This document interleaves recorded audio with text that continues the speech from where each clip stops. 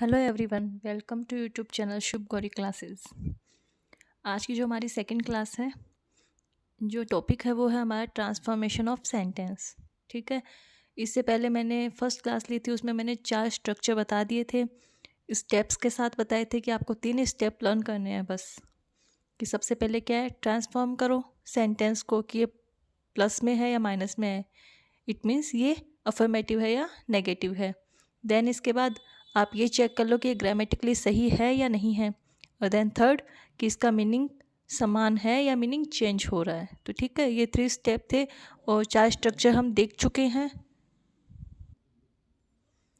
आज हम 5वें स्ट्रक्चर से शुरू करेंगे। ठीक है, सेंटेंस एग्ज़ाम में बिल्कुल एज इट इज़ ऐसे ही पूछे जाते हैं। लास्ट टाइम फर्स्ट ग्रेड और सेकंड ग्रेड में भी ये पूछे गए हैं, तो मैं आपको बता देती हूँ अगला स्ट्रक्चर।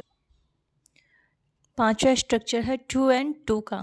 ठीक है, ये प्लस में है, अफर्मेटिव में है, और इसका जो नेगेटिव बनता है वो बनता है सो दैट से। ठीक है, अगर आपके ये एग्ज़ाम में आए टू और टू वाला, तो इसका तुरंत आपको ये ध्यान में रखना कि हाँ सो दैट से इसका नेगेटिव बनेगा। देन मैंने इसमें ब्रैकेट में लिख रखा है डबल नेगेटिव बिकम्स पॉजिटिव। अगर सेंटेंस में अगर आपको लगता है कि अफर्मेटिव सेंटेंस है लेकिन नेगेटिव वर्ड आ रहा है और आपको उसका नेगेटिव बनाना है, तो आप ये ध्यान में रखना कि जो अर्थ निकलेगा वो अगर डबल नेगेटिव वर्ड्स में है, जैसे मैंने एक सेंटेंस दिया भी है, मैं आगे बता दूंगी, अगर डबल नेगेटिव वर्ड्स उस सेंटेंस में आ रहे हैं तो वो ऑटोमेटिकली पॉजिटिव सेंटेंस बन जाएगा। ठीक है, स्ट्रक्चर नेगेटिव होगा लेकिन उसका अर्थ वो पॉजिटिव बन जाएगा। जैसे हम पहला सेंटेंस देखते हैं, you are too weak to walk. ठीक है, इसका मतलब है कि आप बहुत कमज़ोर है अभी चलने में या पैदल चलने में, जैसे भी है। ठीक है, आप बस इतना ध्यान रखिए, आप पढ़ोगे तो आपको उसका अर्थ समझ आ जाना चाहिए। प्रॉपर नहीं तो कम से कम रिलेट हो जाए उस चीज़ से कि हाँ ये पूछ रहा है, मुझे इसका जवाब इस तरीके से देना है। ओके, ये जरूरी नहीं कि आप इंग्लिश पढ़ रहे हो तो आपको प्रॉपर इंग्लिश में ही बोलना है, समझ में आना चाहिए। तो इसका हम जो नेगेटिव है वो बनाएंगे यू आर सो वीक। ठीक है, यू आर के बाद जो पहला टू है उसका आ गया सो, फिर उसके बाद एज इट इज़ आ गया वीक, फिर अगला जो टू है उसके उसके लिए आ गया दैट।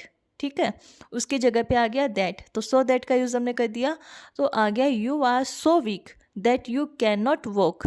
तुम इतने कमज़ोर हो कि चल नहीं सकते, तो नॉट आ गया, नॉट से क्या बन गया, ये नेगेटिव बन गया।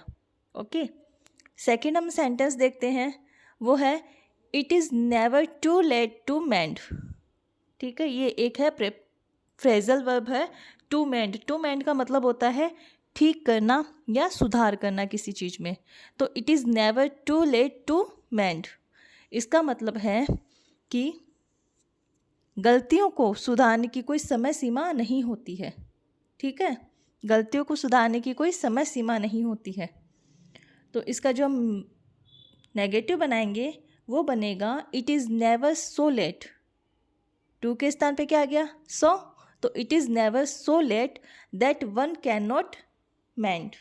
ठीक है, इसका मतलब हुआ इतनी देर कभी नहीं होती कि कोई सुधार न कर सके। ठीक है, इतनी देर कभी नहीं होती कि कोई सुधार न कर सके, इसका मतलब हुआ कि हम आसानी से सुधार कर सकते हैं। तो ऑटोमेटिकली पॉजिटिव जो इसका अर्थ हो गया, ये पहला नेवर आ गया और दूसरा आ गया कैन नॉट, तो दो नेगेटिव है तो डबल नेगेटिव बिकम्स पॉजिटिव, मैंने पहले भी बताया था आपको। तो इसका अर्थ है ये स्ट्रक्चर माइनस में है, ये स्ट्रक्चर नेगेटिव है लेकिन उसका जो अर्थ है वो पॉजिटिव ही निकला है। ठीक है, थर्ड हम सेंटेंस देख लेते हैं, he is too clever to believe. वह विश्वास करने के लिए बहुत ज़्यादा चालाक है। ठीक है, वह इतना चालाक है कि उस पर आसानी से विश्वास नहीं किया जा सकता। तो he is too clever to believe. तो हम उसका एक बार नेगेटिव देख लेते हैं कैसे बनाते हैं।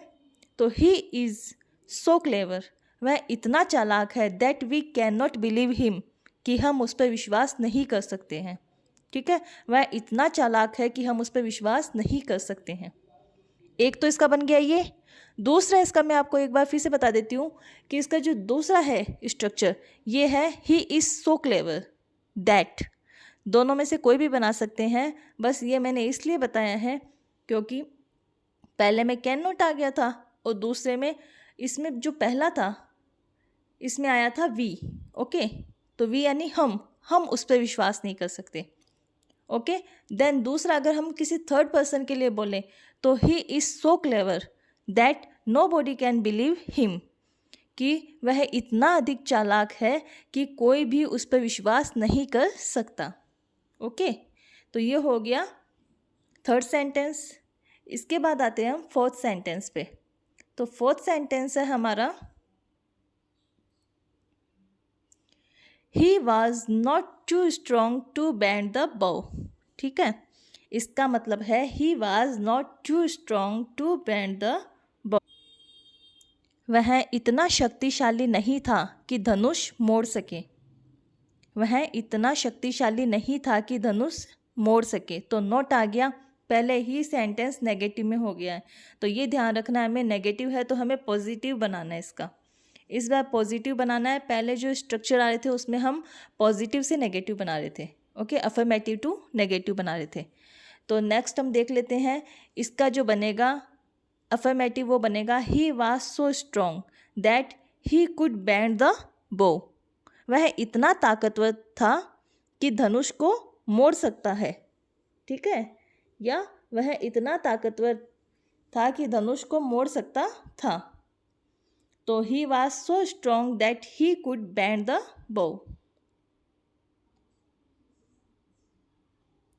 ये था हमारा फिफ्थ स्ट्रक्चर सेंटेंस का, और इससे एग्जाम में पूछा गया है। फर्स्ट ग्रेड में भी पूछा गया है, सेकंड ग्रेड में भी ये 2 और 2 वाला सो दैट वाला पूछा गया है, तो आप ध्यान से देख लीजिएगा इसको। नेक्स्ट हम स्ट्रक्चर पे चलते हैं।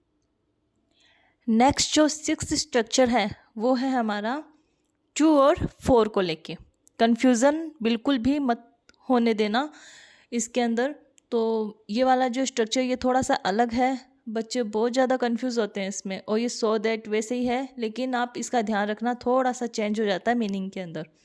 इसमें स्ट्रक्चर है वो है सब्जेक्ट, उसके बाद आएगा वर्ब, उसके बाद आएगा टू, फिर आएगा फोर, और उसके बाद एज इट इज़ जो दिया हुआ है हमारा सब्जेक्ट ऑब्जेक्ट वो, देन टू, और फिर उसके बाद वर्ब की बेस फॉर्म। ठीक है, वर्ब की बेस फॉर्म आएगी।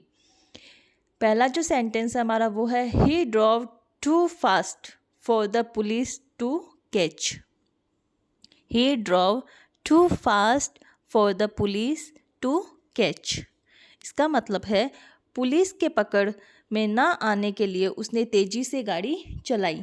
ठीक है, तो इसका हम जो ये नेगेटिव बनाएंगे, अफर्मेटिव बनाएंगे, नेगेटिव बनाएंगे, ये बनाएंगे हम ही ड्रॉव सो फास्ट। जो सेंटेंस में जो वर्ब दी हुई है एज इट इज़ वही वर्ब आएगी। ठीक है, ड्रॉव है तो ड्रॉव ही आएगी। ही ड्रॉव सो फास्ट दैट, हो गया इतना सो दैट का यूज़। उसके बाद ऐसा कैसा ऑब्जेक्ट आएगा, the police could not catch him. Negative आ गया, कुड नॉट कैच हिम। इसका मतलब है कि उसने इतनी तेज़ी से गाड़ी चलाई कि पुलिस उसे पकड़ ना सके। ठीक है, ही drove so fast that the police could not catch him. Next हमारा जो स्ट्रक्चर है वो है 7वां, subject plus verb plus too और 4 का। लेकिन उसके बाद क्या आएगा, नाउन और प्रोनाउन। 4 के बाद इस बार नाउन और प्रोनाउन है। पहला जो हमने देखा था उसमें क्या था, वर्ब आई थी, इस बार आएगा नाउन और प्रोनाउन। तो इसका सेंटेंस देख लेते हैं हम एक बार। सेंटेंस है my heart is too full for words. मेरा हृदय उसके शब्दों से भर आया। ठीक है, उनके जो शब्द थे वो इतने गहरे थे कि मेरा हृदय भर आया। तो ये है, इसका हम बनाएंगे negative. My heart is so full, my heart is so full that I can not utter words, कि मेरा हृदय इतना भर आया कि मैं कोई भी शब्द नहीं बोल सका। ठीक है, उसके शब्दों को सुनकर, हम कभी कभी बोलते नहीं है कि उसके शब्दों को सुनकर मैं तो कुछ बोल ही नहीं पाया। ठीक है, डेली यूज़ के हिसाब से अपन ये शब्द बोलते हैं, रियल लाइफ सिचुएशन में भी हम ऐसे शब्द यूज़ करते हैं, ऐसी लाइन्स यूज़ करते हैं, तो वही चीज़ है, मैंने सेंटेंस में वही चीज़ लिखी है। ओके, देन नेक्स्ट इसका एक सेंटेंस और देख लेते हैं। This shirt is too small for मी।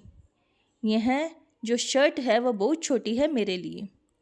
मेरे लिए बहुत छोटी है इसका मतलब वो मेरी नहीं है या फिर वो मुझे फिट नहीं बैठेगी। ठीक है, इसका अर्थ तो यही हो सकता है।